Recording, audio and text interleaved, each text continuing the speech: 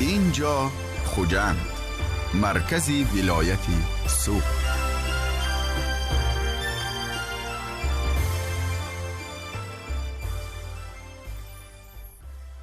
وضع امروزه جهان و منطقه ما را وادار می‌سازد که با مسئله تأمینات قواهای مسلح کشور بیش از هر وقت دیگر توجه جدی نماییم.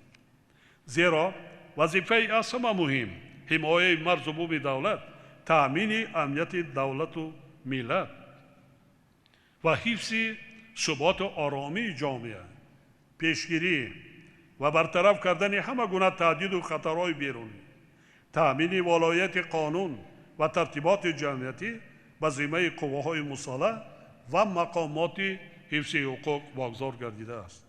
شنیدی سخنهای پیشوا را، کمر ببندیم بهر خدمت. بیا. وطن انتظاری جوان مردان، کنون وقتی خدمت است ای دوستان. عجب ساده ای، ای پر از آرزو، کی داند کنون قدر این کاری تو؟ بجوز روز بیهوده گم کردنت، چی سود از همین بار را بردنت؟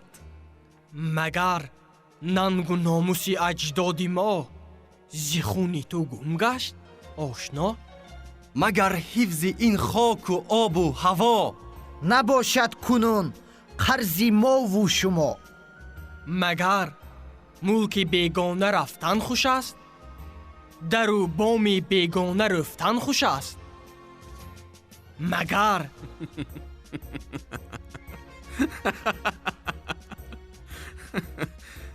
بس به من این سخنهای پیرانه بس.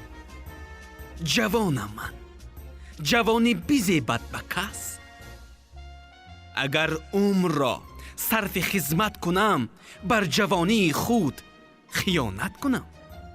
جوانی؟ ولی آن جوانی خوشتر است که جان و دل فدای مادر است. مادر؟ مادرم هستی من است. ولی این چی جایی چونین سخن گفتن است؟ گپ از وطن و خدمت آن می رود، نه از مهری مادر جانی من رود. ولی وطن مادری ما و توست. اگر خدمت خلق و وطن کنی، چنان دان که خدمت به مادر کنی. جوانی را گر نثاری وطن کنیم، وطن افتخار از ما و شما کند. نه تنها وطن ای آشنا، بلکه مادر زیما افتخار کند.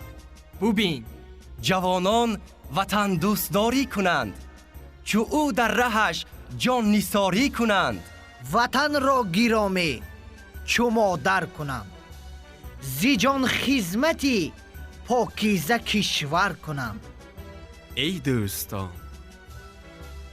کنون جان خود برگرو می دهم، به خدمت دل و جان زینو می دهم. روم راه مردانگی چون نیا، اجابت کنم دعوتی پیشوا. وطن مادر و مادری ما وطن، وطن عشق ما دلبری ما وطن، وطن جانی ما برتنی ما توی، وطن باغی ما گلشنی ما توی.